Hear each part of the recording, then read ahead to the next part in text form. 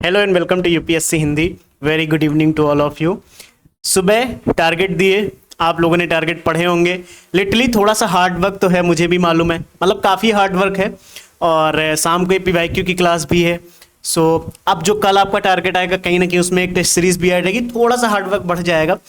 यानी test series रोज add नहीं होगी, बीच बीच में ऐड होगी। तो जिन्होंने वो सारे टारगेट पूरे किए, कमेंट में लिख के बताओ कि सर आज के टारगेट पूरे।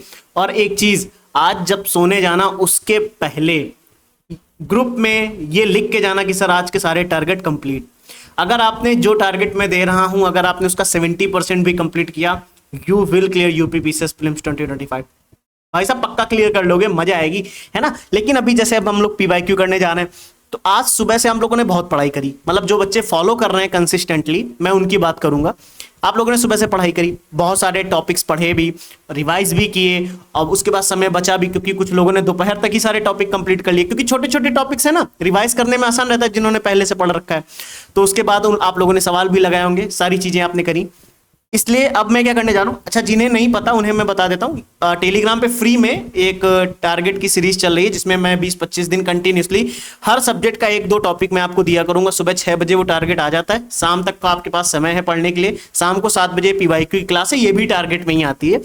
और अब हम लोग पीवाईक्यू करने जा रहे हैं। हिस्ट्री के पीवाईक्यू हम लोग कर रहे थे, जहां तक हमें याद है 1860 तक हम लोगों ने कर लिए थे पीवाईक्यू, यानी 1860 नंबर तक पीवाईक्यू किए थे। अब हमें 1859 से पीछे की तरफ चलना है, तो एक एक करके करेंगे पीवाईक्यू। तो पूरा फोकस हमें किस पे रखना रहता है, सभी को पता होगा आई थिंक, पीवाईक्यू पे। तो ताकि इधर उधर की बातों में ध्यान ना जाए, ठीक है। चलिए विदाउट वेस्टिंग द टाइम हम पीवाईक्यू स्टार्ट करते हैं। और बाकी किसी का अगर कोई डाउट है कमेंट करो, और कमेंट में लिख के जाना, मेरे बच्चों, मेरे दोस्तों, मेरे साथियों, I will clear UP PCS prelims 2025। Clear. चलो स्टार्ट करते हैं। तो पूरा फोकस अब किस पे रखना है अपने को, क्वेश्चंस पे। सवाल पढ़ते कह रहा है, उस विदेशी पत्रकार का नाम बताइए जिसने धरसना सॉल्ट वर्क्स पर सत्याग्रह के बारे में समाचार दिए। कह रहा है मतलब धरसना सॉल्ट सत्याग्रह के बारे में किसने समाचार दिए थे, हमें उस विदेशी पत्रकार का नाम बताना है। तो Francis Louis, mark टुली, web Miller या फिलिप स्प्रेट। तो भाई साहब इसमें से थे वेब मिलर। क्लियर, ध्यान रखेंगे इसमें से कौन थे, वेब मिलर। तो इंपॉर्टेंट है, याद रखना भी बहुत जरूरी है हमारे लिए। तो कहीं ना कहीं 1930 के आसपास की ये घटना है, जिसमें सत्याग्रह में महात्मा गांधी द्वारा जब ब्रिटिश सरकार के नमक कानून के विरोध में किया गया है सत्याग्रह, जिसमें अहिंसक ढंग से नमक बनाने का प्रयास किया गया था, तो उससे रिलेटेड ये कहीं ना कहीं है। और ये कहीं ना कहीं एक अमेरिकी पत्रकार थे। आपसे अगर ये भी पूछा जाए तो वेब मिलर एक अमेरिकी पत्रकार थे, हमें ये भी समझना ज़रूरी है। और एक चीज़ मैं आपको बताता हूँ कि गांधी जी की गिरफ्तारी जब हो गई, किसकी, जब गांधी जी की गिरफ्तारी हुई, इसके बाद सरोजनी नायडू के नेतृत्व में, किसके नेतृत्व में, सरोजनी नायडू के नेतृत्व में सत्याग्रहियों ने आगे बढ़कर धरसाना नमक कारखाने पर सत्याग्रह किया था। ठीक है, तो कहीं ना कहीं ये कुछ पॉइंट्स अगर हमें याद रहेंगे तो सही रहता है। अगला पॉइंट क्या कह रहा है, हड़प्पा सभ्यता का स्थल मांडी भारत के किस राज्य में है, कौन बताएगा।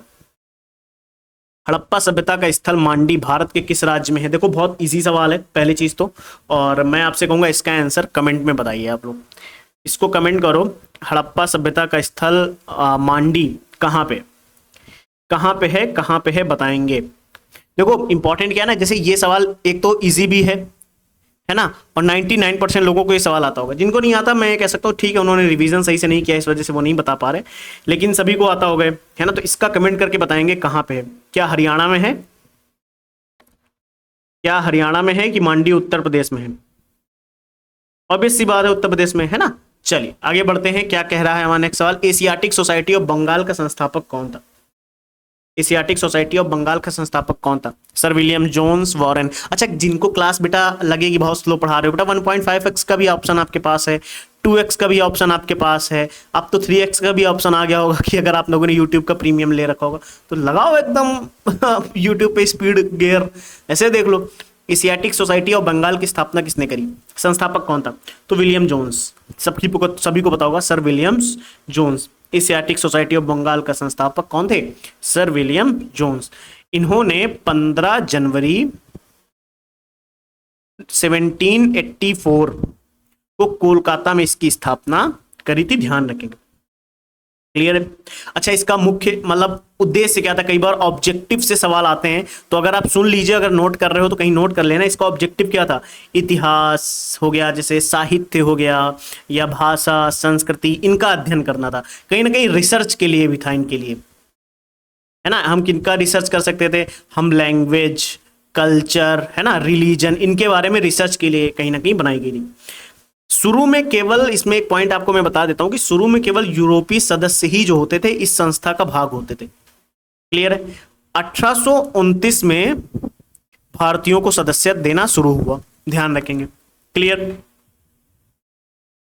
और वॉरेन हेस्टिंग इस संस्था के गठन में बहुत इंपॉर्टेंट भूमिका उन्होंने निभाई थी। इसलिए वो तत्कालीन गवर्नर जनरल जो थे वॉरेन हेस्टिंग, वे इसके अध्यक्ष नहीं बनाए गए थे, ये ध्यान रखना। गठन में एक महत्वपूर्ण भूमिका निभाई, सहायक भूमिका निभाई, लेकिन अगर आपसे कमेंट स्टेटमेंट में सवाल आ जाए क्या वॉरेन हेस्टिंग्स इसके अध्यक्ष बनाए गए? वॉरेन हेस्टिंग्स क्या अध्यक्ष बनाए गए? तो एक चीज आप ध्यान रखना, वॉरेन हेस्टिंग्स के अध्यक्ष नहीं बनाए गए थे। क्लियर है। वॉरेन हेस्टिंग्स के अध्यक्ष नहीं बनाए गए थे। चलें आगे। चलो नेक्स्ट सवाल क्या कह रहा है, हम लोग सवाल के अकॉर्डिंग चलते हैं। हमारा सवाल है एक सही नहीं है, इसमें से एक सही नहीं है, कौन सा सही नहीं है पता करना पड़ेगा। तो एक साइड आपको दिए गए हैं तीर्थंकर और एक साइड उनके निर्वाण स्थल, ठीक है, इंपॉर्टेंट है। तो सबसे पहले बताइए इसमें से कौन सा सही नहीं है। तो जो पहली बात, तो जो सही है वही पता करो। ऋषभनाथ, बेटा ये सही है। ऋषभनाथ का तीर्थ निर्वाण स्थल कौन सा था? अष्टापट। देखो पहली बात तो ये इंपॉर्टेंट सवाल है ना, और ऐसे ही सवाल पूछता है पीसीएस, कोई बहुत ज्यादा घुमा के सवाल नहीं पूछता, वो सिंपल चीज को ही थोड़ा सा एक्स्ट्रा इंफॉर्मेशन देके पूछ लेगा वो, बस। तो ऋषभनाथ का निर्वाण स्थल अष्टापट। वासुपूज्य का, वासुपूज्य का, वासुपूज्य का सम्मेद शिखर नहीं है, ये रॉन्ग है। वासुपूज्य का कमेंट करके बताओ, वासुपूज्य का निर्वाण स्थल है क्या? चलो कमेंट करो, वासुपूज्य का निर्वाण स्थल कौन सा है? नेमिनाथ, नेमिनाथ का निर्वाण स्थल कौन सा है? तो उज्जैन, गिरनार जो उज्जैन पर्वत गुजरात में है, बिल्कुल सही है। महावीर का पावापुरी है, बिल्कुल सही है। 24वें तीर्थंकर थे ये कौन से तीर्थंकर थे? 24वें। क्लियर। ऋषभनाथ कौन से थे? फर्स्ट। क्लियर है। वासुपूज्य कौन से थे? 12th। नेमिनाथ कौन से थे? 22nd। तो यही याद कर लो। अब एक साइड वो ऐसे ही बना के पूछ देता अगर, है ना, तो कम से कम अपने को ये पता होना चाहिए। प्लीज रिवाइज, इसी मैं लिख रहा हूं, इसीलिए प्लीज इसे रिवाइज करना बहुत जरूरी है अपने लिए, है ना। तो जैसे आपसे पूछा जाए ऋषभनाथ कौन से तीर्थंकर थे, तो पहले। वासुपूज्य कौन से थे? 12वें। नेमिनाथ 22वें। महावीर 24वें। क्लियर। चलें आगे। अच्छा, वासुपूज्य का मैं बता देता हूं, मंदारगिरी पर्वत था उनका। क्या था? वासुपूज्य का ये सम्मेद शिखर ना होके वासुपूज्य का था, वासुपूज्य का था मंदारगिरी पर्वत, ठीक है। मंदरगिरी पर्वत भी लिखा जाता है, जो बिहार में है। पहली बात तो भी ध्यान रखना आप लोग, कहां पे है? बिहार में, ठीक है। सम्मेद शिखर नहीं है, सम्मेद शिखर कहीं ना कहीं पारसनाथ पर्वत है, वो झारखंड पे है जो, तो ये चीज ध्यान रखना, है ना। चलें आगे। चलो कोई बात नहीं। 1924 के कानपुर संयंत्र में कौन शामिल नहीं था? 1924 के कानपुर के संयंत्र में कौन शामिल नहीं था? बताएंगे कौन शामिल नहीं था। तो बेटा जो शामिल नहीं था उनका नाम है M.A. अंसारी, ठीक है। बाकी क्या ये 3 कानपुर के षड्यंत्र में शामिल थे? बिल्कुल शामिल थे। कम से कम ये 3 लोगों का नाम ध्यान रखना, इसीलिए मैं कह रहा हूं इन्हें मेमोराइज कर लेना। कभी कभी ये डायरेक्ट सवाल रिपीट भी होते हैं, ये चीज ध्यान रखना। जैसे ये सवाल रिपीट हुआ है, मैंने पहले भी कराया था सवाल, ठीक है। चलो नेक्स्ट सवाल पे चलते हैं। नेक्स्ट सवाल क्या कह रहा है हमारा? निम्नलिखित में से किसको नगरीकरण वक्र में त्वरित अवस्था कहा जाता है?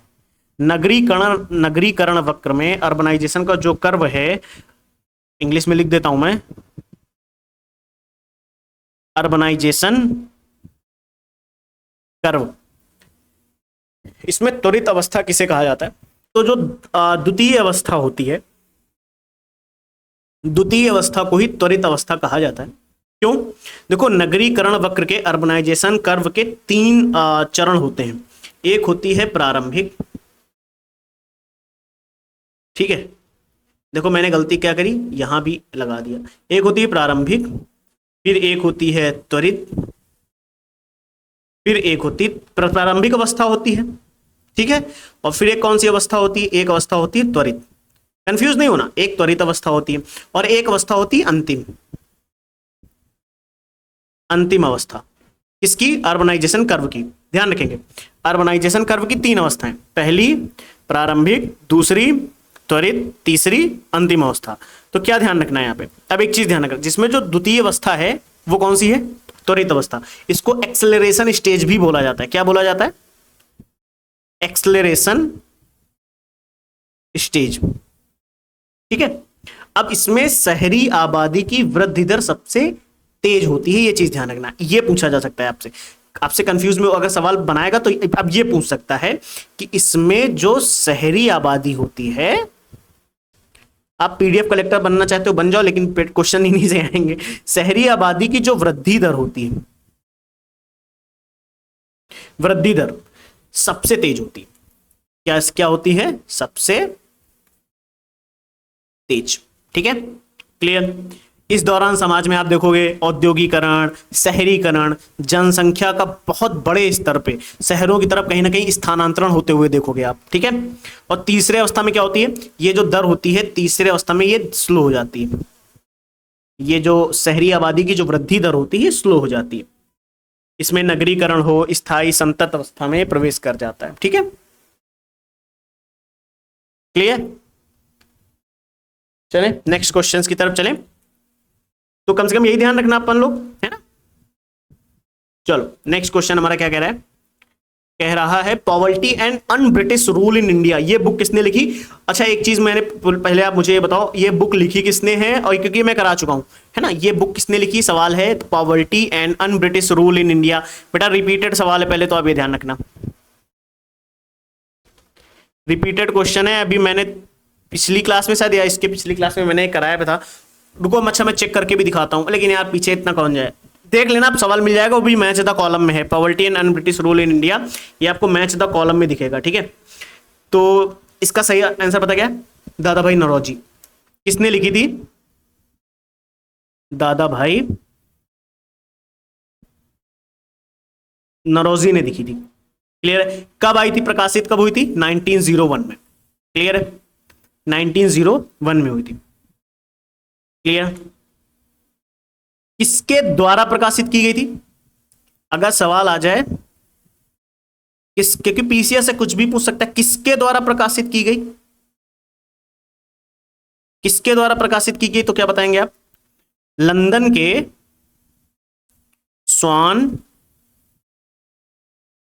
सॉनसाइन कंपनी है, इसके द्वारा प्रकाशित की गई। कंपनी कहां की है,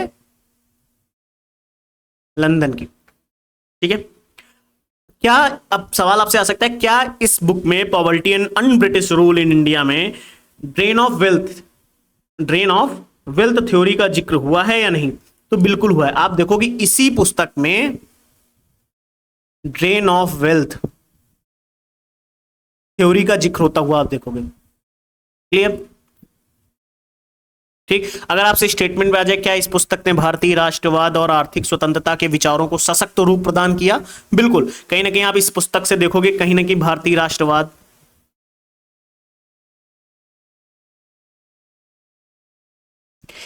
देखो मैंने हमेशा कहा revision is the most important की टू क्लियर एनी एग्जामिनेशन, और इसीलिए मैं कहता आ रहा हूं कि अगर आपने यूपीएससी हिंदी की टेस्ट सीरीज लगा रहे हो, प्लीज उसका एक्सप्लेनेशन स्किप मत करना, रिवाइज एक दो बार जरूर कर लेना, तेजी से कर लेना, कर जरूर लेना, सवाल डायरेक्ट वहां से आते हैं।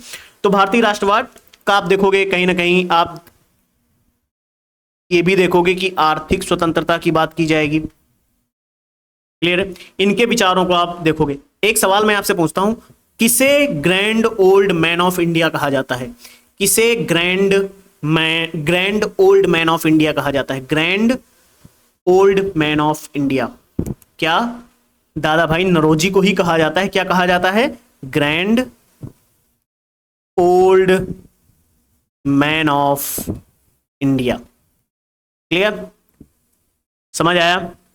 तो पूछा जा सकता है आपसे, कम से कम ध्यान रखेंगे, आंसर 1901 था। चलो एक साइड आपको ग्रंथ दिए गए हैं और एक साइड उनके रचयिता दिए गए हैं। देखो एक सवाल से, अब ये सवाल हम लोगों ने जैसे किया poverty and British rule of India. तो 1 फैक्ट, 2 फैक्ट, 3 फैक्ट, 4 फैक्ट मिल गए, यानी 1 सवाल 4 फैक्ट, यानी 25 सवाल भी हम लोग कर लेंगे तो 100 सवालों के बराबर हम लोगों की है। इसीलिए मैं एक्सप्लेनेशन पे, हिस्ट्री के लिए खासतौर पे मैं ध्यान देता हूं कि हिस्ट्री में एक्सप्लेनेशन हो, थोड़ा सा होता रहे। साइंस वाइंस में इतना एक्सप्लेनेशन करने की जरूरत नहीं है, डायरेक्ट पढ़ो आगे बढ़ो, लेकिन इसमें जरूरत रहती है। ग्रंथ एक साइड दिए गए हैं, जहां पे जरूरत नहीं होगी वहां नहीं करेंगे एक्सप्लेनेशन, ये भी तो है, जरूरत के हिसाब से चलना चाहिए यार। रागमाला, रस कौमुदी, राग विबोध, चतुर्दंडी प्रकाशिका, कौन किसके रचयिता हैं आपको ये बताना है। रागमाला, रागमाला, रस कौमुदी, राग विबोध, चतुर्दंडी प्रकाशिका। तो मैं बता दे रहा हूं आपको, रागमाला के आप देखोगे तो थे रागमाला के पुंडरीक, रागमाला के आप कौन देखोगे, पुंडरीक। कौन सा सवाल है, 1852 नंबर सवाल है। रागमाला के कौन है, पुंडरीक। मिला लो, याद होना चाहिए, मैं इसीलिए 2-3 बार बोल देता हूं कि एटलीस्ट याद रहे। रस कौमुदी, रस कौमुदी के कौन थे, श्रीकंठ, रस कौमुदी के कौन थे, श्रीकंठ। तो रागमाला, पुंडरीक, विट्ठल। प्लीज आंखें बंद करो, आंखें बंद करिए, मैं कह रहा हूं आंखें बंद करिए, मैं बोल रहा हूं ध्यान से सुनिए। रागमाला, पुंडरीक, विट्ठल, रागमाला, पुंडरीक, विट्ठल, रागमाला, पुंडरीक, विट्ठल, रस कौमुदी, श्रीकंठ, रस कौमुदी, श्रीकंठ, रस कौमुदी, श्रीकंठ। राग विबोध, सोमनाथ, आंखें बंद रखना, राग विबोध, सोमनाथ, राग विबोध, सोमनाथ, राग विबोध, सोमनाथ। चतुर्दंडी प्रकाशिका, वेंकटरमण, चतुर्दंडी प्रकाशिका, वेंकटरमण। ठीक है, चलो आप कम से कम आप ये 30 प्लीज इसे रिवाइज करना, आप चाहो तो इसे लिख के 1-2 बार रिवाइज कर लेना, इस तरीके के सवाल बहुत बार पूछे जाते रहे हैं। चलो हम आगे चलते हैं। राजा रणजीत सिंह ने किस स्थान पर अदालते आला की स्थापना की, किस स्थान पर अदालते आला की स्थापना करी, तो लाहौर में करी थी, ध्यान रखेंगे। ठीक है, चलिए नेक्स्ट क्वेश्चन हमारा क्या कह रहा है। निम्नलिखित में से 1926 में गठित नौजवान सभा का प्रारंभिक सदस्य कौन नहीं था, कौन नहीं था, भाई साहब टिक करके आ जाओगे कौन था। 1926 में गठित, तो भाई साहब पहले तो यही ध्यान रख लो 1926 में नौजवान सभा बनी, ये ध्यान रख लो कम से कम। हाँ, मतलब बहुत लोगों को नहीं पता होता है, ठीक है, तो ध्यान रखना भी जरूरी रहता है कई बार अपने लिए। तो मैं आपको बताता हूं इसमें से कौन प्रारंभिक सदस्य कौन नहीं था। तो एक चीज ध्यान रखना, अंबिका चक्रवर्ती, अंबिका चक्रवर्ती प्रारंभिक सदस्य नहीं था।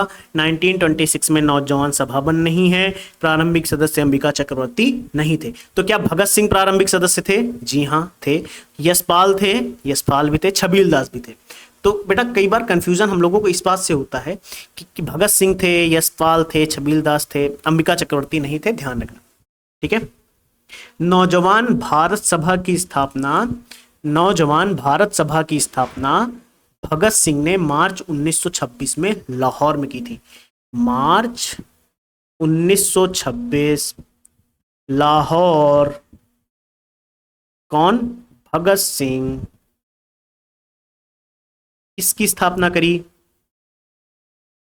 नौजवान भारत सभा।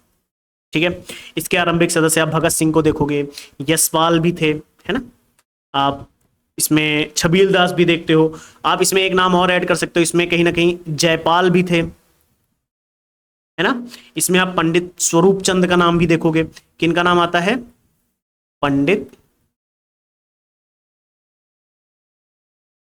स्वरूप चंद, ऐसे क्रांतिकारी लोग इसमें शामिल थे। ठीक है, अब जैसे अंबिका चक्रवर्ती जी हैं, तो ये प्रारंभिक प्रसिद्ध क्रांतिकारी थी, लेकिन नौजवान भारत सभा की प्रारंभिक सदस्य नहीं थी। ठीक है, ये अगर इनके बारे में कभी इस ऐसा सवाल आ जाए किससे जुड़ी थी, तो मैं इनका बता देता हूं, ये चटगांव शस्त्रागार जो होता है,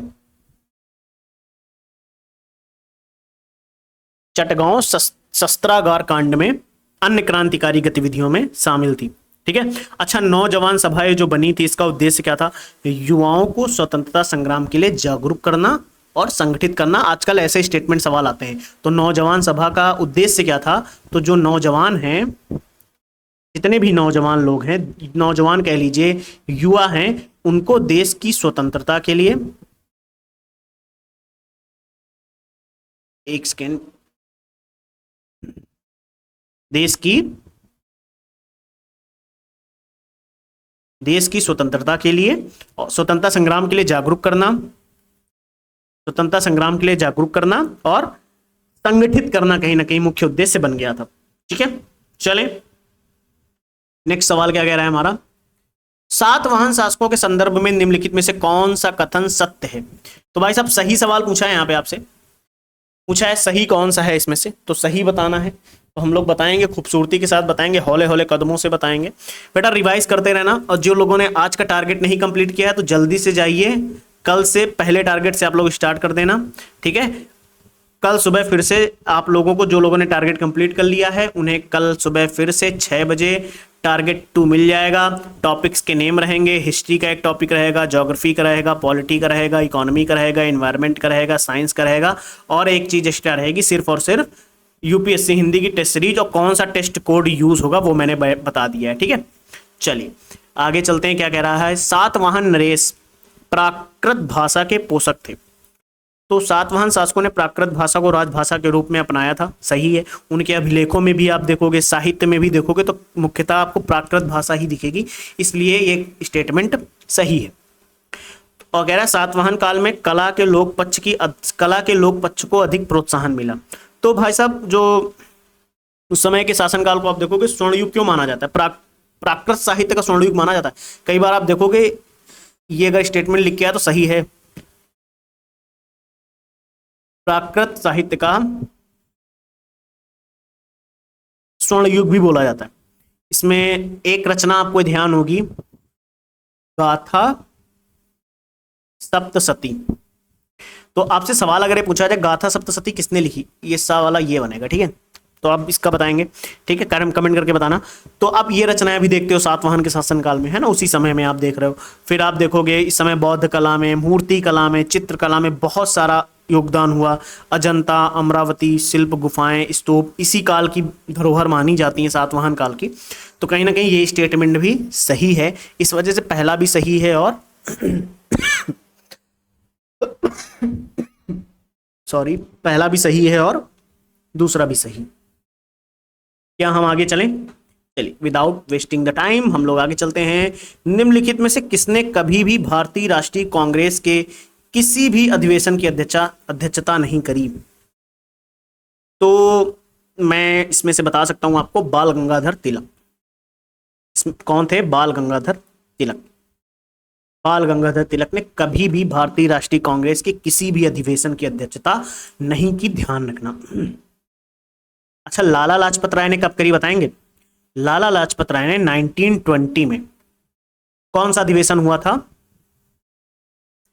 कलकत्ता। कलकत्ता अधिवेशन में कांग्रेस के अध्यक्ष के रूप में कार्य किया। कलकत्ता अधिवेशन में कांग्रेस के, अब यही स्टेटमेंट आपसे पूछ सकता है, आप कंफ्यूज रहोगे, कांग्रेस के अध्यक्ष के रूप में काम किया। अच्छा, गोपाल कृष्ण गोखले ने 1905 में। अच्छा, मान लीजिए कोई इन्फॉर्मेशन अगर मुझसे गलत हो जाए, पहली बात तो मैं पूरा प्रयास करता हूं गलत ना हो, तो आप लोग जब पढ़ रहे हो तो आपको भी बहुत सारी चीजें आती होंगी, अपने नोट्स से पढ़ते होगे, बुक से पढ़ते होगे, तो करेक्ट कर लेना यार। ठीक है, वैसे कमेंट में बता दोगे तो मैं क्लास में अगले दिन करेक्ट कर दूंगा। मुझे पर्सनली मैसेज करके बता दोगे तो भी मैं आपको क्लियर कर दूंगा, हाँ हाँ आप सही हो या गलत हो तो बता दूंगा मैं। तो गोपाल कृष्ण गोखले ने 1905 के अधिवेशन में कांग्रेस के अध्यक्ष थे, लेकिन ये कौन सा अधिवेशन था? बनारस।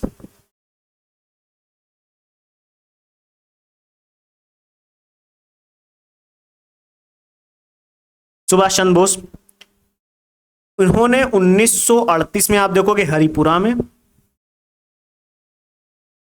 ठीक है, फिर इन्हीं को आप देखोगे 1939 में त्रिपुरी।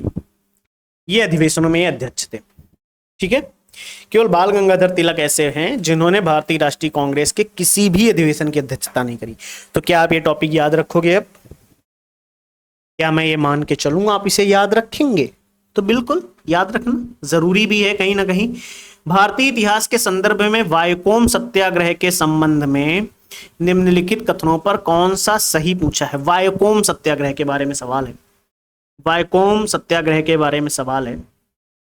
तो वायकोम सत्याग्रह के बारे में क्या कह रहा है, मैं आपको एक चीज बताता हूँ। वायकोम सत्याग्रह कब हुआ, कोई ईयर बताएगा तो ध्यान रखना 1924-25। ठीक, इसका उद्देश्य पता क्या था, त्रावणकोर राज्य है ना केरल के वैकोम मंदिर के चारों ओर सार्वजनिक सड़कों को सभी वर्णों के लिए खोला जाए, सभी वर्णों के लिए खोलने की बात की थी। कहीं ना कहीं अस्पृश्यता और जातिगत भेदभाव के विरोध में एक आंदोलन माना गया। इस मैं आपको इसमें थोड़ा सा एक पॉइंट लिखे दे रहा हूँ, प्लीज इसे याद रखना, मैं यहाँ पे लिखे दे रहा हूँ। ये पहली बात तो इसका राज्य ध्यान रखेंगे,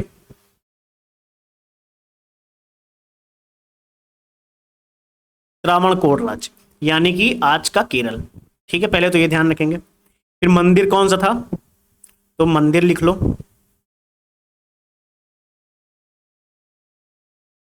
वैकोम मंदिर। ठीक है, वैकोम मंदिर था।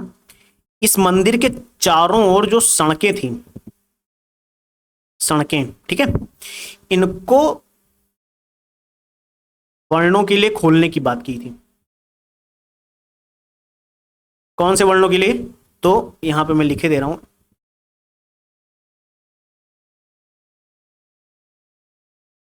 सभी वर्णों के लिए खोलने की बात की गई। तो यानी जब ये आपको पता है सभी वर्णों के लिए खोलने की बात की जा रही है, तो कहीं ना कहीं आपको ये समझ में आ रहा होगा कि हाँ कहीं ना कहीं अस्पृश्यता और जातिगत भेदभाव के विरुद्ध एक सत्याग्रह था।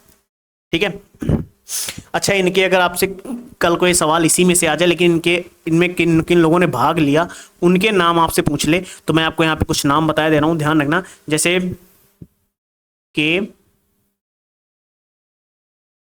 केलप्पन, इनका नाम ध्यान रखेंगे। फिर एक नाम ध्यान रखेंगे टीके माधवन। ठीक है, फिर एक आप नाम ध्यान रखेंगे केपी केशव मेनन। ठीक है, इन नेताओं की अगुवाई में कहीं ना कहीं ये आंदोलन आप देखोगे हुआ। इसमें डॉक्टर अंबेडकर ने भी महत्वपूर्ण महत्व बताया था इसका, तो कम से कम ध्यान रखना इसमें।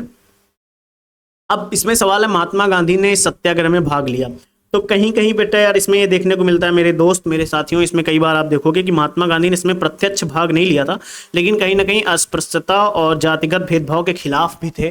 तो यार कई जगह आपको देखने को मिलेगा कि भाग लिया है, कई जगह देखेगा पूरी तरीके से भाग नहीं लिया है, लेकिन प्रत्यक्ष रूप से भले ना रहे हों, लेकिन वो कहीं ना कहीं इसके समर्थन में थे, ऐसा भी कहा जाता है। और इस आंदोलन के परिणाम स्वरूप आप देखोगे निचली जातियों के लिए द्वार खोल दिए गए, मतलब रास्ते खोल दिए गए, और मंदिर में प्रवेश अभी भी वर्जित है। और 1936 में मंदिर प्रवेश अधिनियम से पूर्ण समानता मिली है, लेकिन कहीं ना कहीं आप ये ध्यान रख सकते हो कि महात्मा गांधी ने इस सत्याग्रह में भाग कहीं कहीं देखोगे लिया था। तो इसमें क्या माना है मैं एक मिनट देख लेता हूं,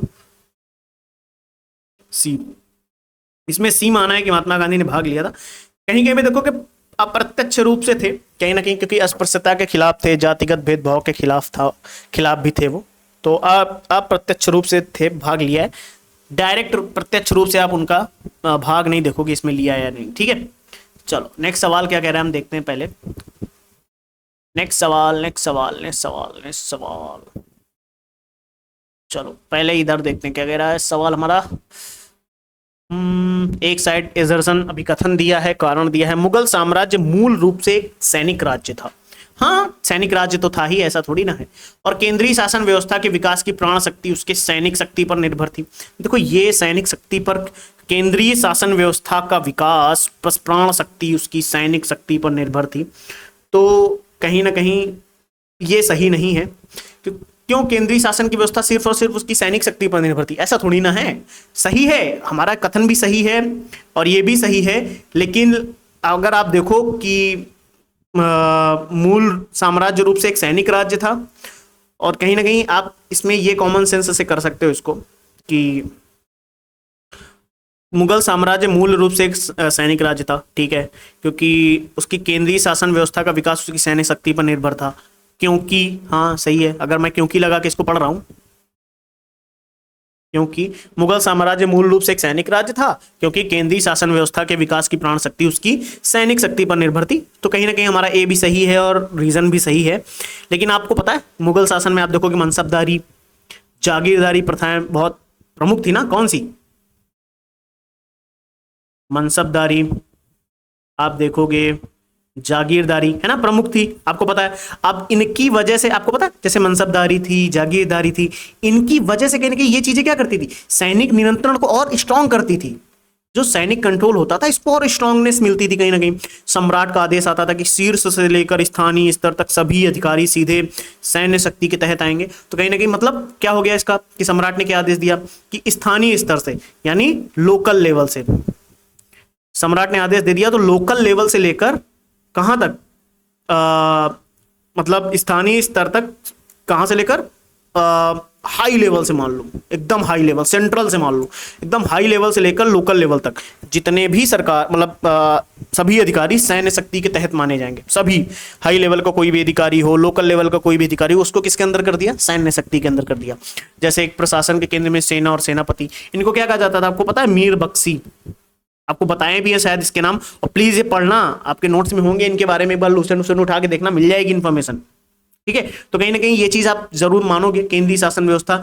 अगर डायरेक्ट लिंक बनाओगे तो ऐसे इनडायरेक्टली लिंक बनाने का प्रयास करोगे कि केवल, तो शायद गलत कर दो, लेकिन सही है क्योंकि अभिकथन भी सही है और कारण भी सही। आई थिंक अब समझ में आ गया होगा, ए हमारा करेक्ट हो जाएगा। ठीक है, यहां पे अगर लिखा होता केंद्रीय शासन व्यवस्था के विकास की प्रमाण शक्ति केवल उसकी सैनिक शक्ति पर निर्भर है, तो गलत हो जाता है ना, केवल थोड़ी ना, फिर तो बहुत सारी चीजें हैं। क्या आप मुझे एक भी स्वतंत्र देश दिखा सकते हैं जहां पृथक मताधिकार हो, अंग्रेज जा चुके हैं परंतु वे शरारत छोड़ गए हैं? मतलब भाई साहब ये हिंदी का, इंग्लिश का ट्रांसलेशन हिंदी हो गया है थोड़ा सा, लेकिन मैं आपको इसका बता देता हूं। क्या आप मुझे एक भी स्वतंत्र देश दिखा सकते हैं जहां पृथक मताधिकार, अंग्रेज जा चुके हैं परंतु वे शरारत छोड़ गए हैं? मतलब संविधान में आप देखोगे कहीं ना कहीं संविधान सभा में पृथक निर्वाचिका के विरोध में, किसके विरोध में, पृथक निर्वाचिका के विरोध में यह कथन कहा गया है। पहली बात तो ये ध्यान रखना, किसने कहा है, तो सरदार वल्लभ भाई पटेल ने कहा है। पृथक निर्वाचिका की मांग हुई तो सरदार पटेल ने इसका बहुत कड़ा विरोध किया। उन्होंने कहा क्या आप एक भी मुझे ऐसा देश दिखा सकते हो जहां पे पृथक मताधिकार हो, है ना, पृथक निर्वाचिका हो? अंग्रेज जा चुके हैं लेकिन वो एक ऐसी चीज छोड़ गया पृथक निर्वाचिका जैसी। तो कहीं ना कहीं उन्होंने स्पष्ट किया था कि पृथक निर्वाचिका की व्यवस्था केवल औपनिवेशिक विरासत रही है। इनका कहना था जो पृथक निर्वाचिका की व्यवस्था है ये केवल और केवल औपनिवेशिक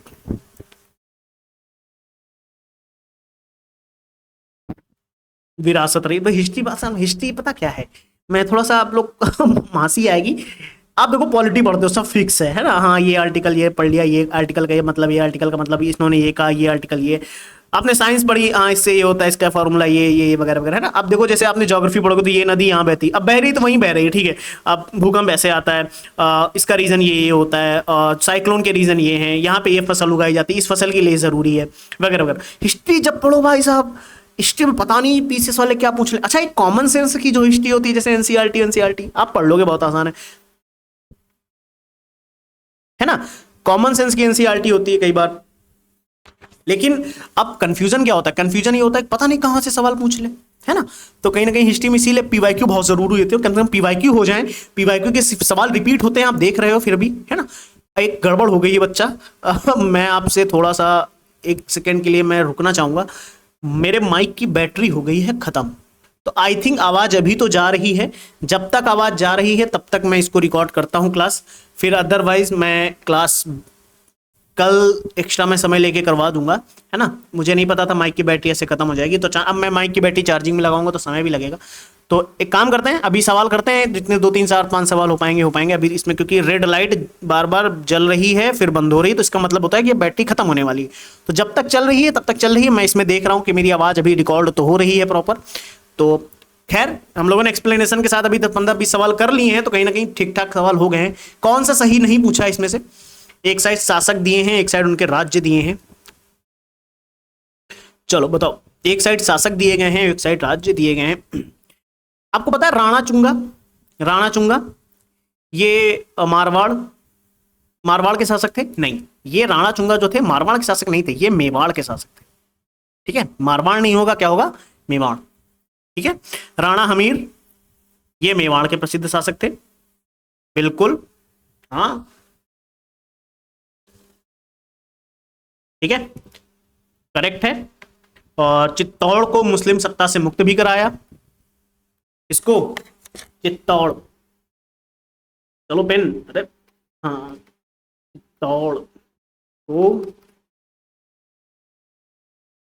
मुस्लिम सत्ता से मुक्त कराया था। ठीक है, फिर आप राणा चुनगा के बारे में देख रहे हो, मेवाड़ के थे, और ये महाराणा लाखा के ज्येष्ठ पुत्र थे। किसके पुत्र थे? महाराणा लाखा के ज्येष्ठ पुत्र थे। क्लियर? अच्छा, मेवाड़ का भीष्म पितामह किसे कहा जाता है? मेवाड़ का भीष्म पितामह किसे कहा जाता है? मेवाड़ का भीष्म पितामह किसे कहा जाता है? तो मेवाड़ का भीष्म पितामह कहा जाता है राणा चुंडा को। ध्यान रखेंगे, ठीक है। इनका भी संबंध कहीं ना कहीं मेवाड़ से ही देखोगे, मारवाड़ से नहीं। मलिक राजा फारूकी, इन्होंने खानदेश राज्य की स्थापना करी थी, खानदेश के शासक थे। और मलिक सरवर ख्वाजा जहां, ये मलिक सरवर ख्वाजा जहां जौनपुर के सरकी वंश के संस्थापक थे। ठीक है, ध्यान रखेंगे, है ना। कहां के थे? जौनपुर के सरकी वंश के। क्लियर? चलें आगे, आपको मिलेंगे इनके बारे में, आप जब पढ़ोगे तो इनका आएगा जौनपुर के, ये मुझे जहां तक याद आ रहा है सही, क्योंकि ये चीज मेरे नोट्स में नहीं लिखी है अभी। जौनपुर के सरकी वंश के संस्थापक थे, है ना। क्लियर है? चलें आगे, चलो नेक्स्ट सवाल, एक सवाल और करते हैं क्योंकि लाइट आई थिंक बंद होने वाली है। फवायदुल फवाद नामक पुस्तक शेख निजामुद्दीन औलिया की बातचीत का विवरण है। ये क्या हुआ? विवरण है, इसका संकलन किसने किया था? तो अमीर हसन सिज्जी ने किया था। फवायदुल फवायद, इसमें किसकी बातचीत की गई? शेख निजामुद्दीन औलिया की बातचीत का विवरण है। ठीक है, अच्छा एक चीज मैं आपको बता देता हूँ, यहाँ पे एक दो तीन फैक्ट आप लिख लो जल्दी से कि इसमें ये उपदेश एवं सूफी शिक्षाएं आपको इसमें देखने को मिलेंगी। ये पूछा जा सकता है आपसे, क्या सूफी शिक्षाओं का संग्रह इसमें है? तो आप देखना हाँ है। ठीक है, फिर इसी में आप देखोगे ये कहीं ना कहीं आप देखोगे फारसी भाषा के विद्वान माने जाते हैं। ठीक है, फारसी भाषा के विद्वान भी माने जाते हैं। कौन? अमीर हसन सिज्जी। निजामुद्दीन औलिया के शिष्य भी थे, आपसे पूछा जा सकता है। इस तरीके के सवाल पीसीएस के बहुत मुख्य रहे हैं। निजामुद्दीन औलिया के शिष्य भी रहे हैं, है ना। और कहीं ना कहीं इसमें आपको आध्यात्मिक चर्चाएं भी देखने को मिलेंगी। तो मैं एक काम करता हूं, आज के लिए मैं आपसे थोड़ा सा, मैं अपने आप से, मुझे अंदर से गुस्सा भी आ रही थोड़ी थोड़ी कि मैंने माइक चार्ज नहीं किया है। गलत बात हुई है, क्या किया जा सकता है, कोई बात नहीं। सुबह से बहुत सारे टारगेट किए हैं, कल आपकी टेस्ट सीरीज की भी है क्वेश्चंस, आप टेस्ट सीरीज के भी क्वेश्चंस आपको लगाने हैं और वगैरह वगैरह चीज़ें आपको करनी है ना। तो जिन बच्चों ने कर लिया है, ये कर लिया है, देखो इसमें ब्लू लाइट जल रही, तो ये अभी बीच में रेड हो रही थी। तो एक काम कर सकते हैं कि मैंने दूसरा, देखो इस माइक के ना साथ दो माइक आते हैं, मैंने दूसरा लगाया तो वो तो ऑलरेडी चार्ज नहीं था, रेड वाला तो बंद हो चुका है, ये भी बंद होने वाला है। तो अब मैं चार्जिंग में लगाऊंगा पहले तो एक काम करते हैं, वैसे भी हम लोगों ने काफ़ी सवाल कर लिए हैं, 343 तक आ गए हैं, यानी 20 सवाल किए हैं ना शायद। हाँ, तो एक काम करते हैं, आप लोग जिन्होंने आज के टारगेट पूरे किए हैं पहले वो बताएंगे हाँ सर आज के टारगेट पूरे थे। एक काम और आप लोग करना कि मैं आपसे सिर्फ इतना कहूँगा एक काम लास्ट में आप इतना करना कि आज की क्लास होने के बाद आप लोगों को पीडीएफ मिल जाएगी हिस्ट्री की। ठीक है, तो हिस्ट्री की पीडीएफ के पीवाईक्यू आपके पास रहेंगे, आप ऊपर से लगाते हुए हो, शुरू से 1 नंबर से लगाते हुए हो, पीछे से हम लोग करते आ रहे हैं। ठीक है, क्लास में। और एक चीज़, टारगेट आपको डेली पूरे करने हैं, जिसने भी कर लिया एग्जाम क्लियर हो जाएगा, क्योंकि मेहनत है, बहुत हार्ड वर्क लगेगा। 90% लोग नहीं कर पाएंगे अंत तक, 10-12 लोग करेंगे, ज़्यादा से ज़्यादा 3-4 लोग करेंगे, मुझे पता है। तो एक काम करते हैं, आज की क्लास को मैं यही एंड करता हूँ, कल की क्लास में मिलते हैं। 1.5 घंटे की क्लास कर लेंगे, आधे घंटे एक्स्ट्रा रख लेंगे। ठीक है, लेकिन अगर कल आप लोगों के पास एक टारगेट एक्स्ट्रा है, कौन सा पता? टारगेट है आपका टेस्ट सीरीज का। तो जिन लोगों ने ज्वाइन कर रखा है उनके लिए कहीं ना कहीं और ज़्यादा टफ शेड्यूल होगा ये। और उन्हीं को फायदा भी मिलता है फिर, है ना। तो कहीं ना कहीं टफ शेड्यूल रहेगा, तो वो लोग क्या करना कि आप अगर PYQ में आ रहे हो तो बहुत बढ़िया, नहीं आ पा रहे हो तो एक दिन बाद देख सकते हो, कोई दिक्कत की बात नहीं है, रिकॉर्डिंग तो रहेगी। तो अभी मैं क्लास को एंड कर रहा हूँ, मिलते हैं कल, तब तक के लिए थैंक यू। लेकिन क्लास कमेंट के एंड में लिख के जाना है सर आई विल क्लियर, और मैं टारगेट कंप्लीट कर रहा हूँ, ठीक है। Thank you, take care, bye bye.